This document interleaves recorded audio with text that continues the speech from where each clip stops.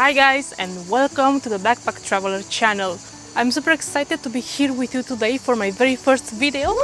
Though it's not the first one that I have filmed. I have got some other ones in the pipeline, but there is still work in progress. So let's dive right in.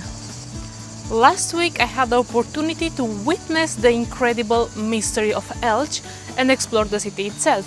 This video is here to help you to plan your own trip to Elche, packed together with some handy tips along the way.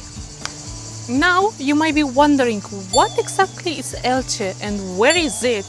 Well, if you're not living in Spain, it might be your first time to listen about this city.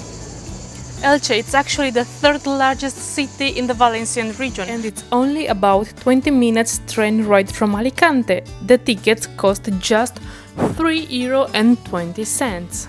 Trust me, if you are in Alicante, a trip to Elche is well worth it. It's got these really exotic vibes that's hard to describe. So, what's so special about Elche? Why should you add it to your travel list? Well, here is the scoop. Elche is home to 3 incredible UNESCO World Heritage Sites. First, there is the largest palm grove in Europe. You won't find so many palm trees together anywhere else in Europe. Just take a look at these views. It's like a palm paradise. Next is the School Museum of Puzol, which unfortunately I didn't have time to check out this trip, but it's definitely on my list for the next time.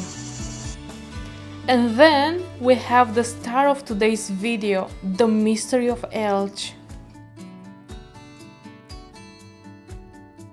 The Mystery of Elche is a spectacularly medieval religious performance held annually on August 14 and 15. But hang on, before you click away, you should know it's not just a religious ceremony.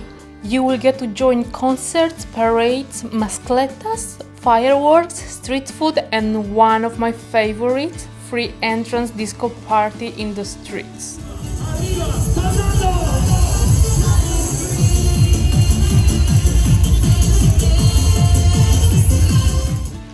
Stick around until the end of this video because I will share my personal experience and some insider tips from locals that you are less likely to find online. So, back to the mystery of Elche. This dramatic performance tells the story of Assumptions of the Virgin Mary and has been performed in the Basilica of Saint Mary since the 15th century. The whole ceremony is split in 2 parts. On August 14, we have the first part where Mary is asking to join her son in heaven. The highlight of this day? The iconic moment when the angel descends from the ceiling inside of a huge sphere called Magrana. When it opens, it takes on a shape of a palm. But don't miss the end, when 5 angels come to take Mary's souls, symbolized by a doll during the show. After part 1, there is a beautiful event called La Ofrenda de Flores, a beautiful parade where participants in historical customs offer flowers to Holy Mary. Once the flower offerings are done, people can visit the altar during the night. Just a heads up, if you want a close-up look, get ready to wait in a massive queue. There is also an informal procession around the church, but here is the catch. It's not in any schedule and no one knows when it will start. People buy candles and gather together to start a small procession around the church. If you want, you can join too.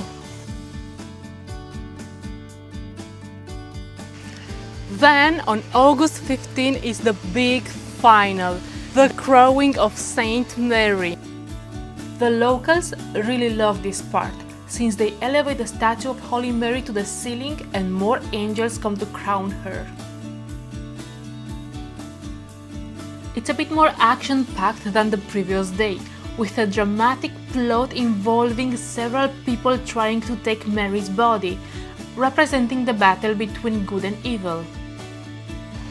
Just a quick note, If you want to learn more about this tradition and to understand its origin and the meaning, you must visit the Museo La Festa.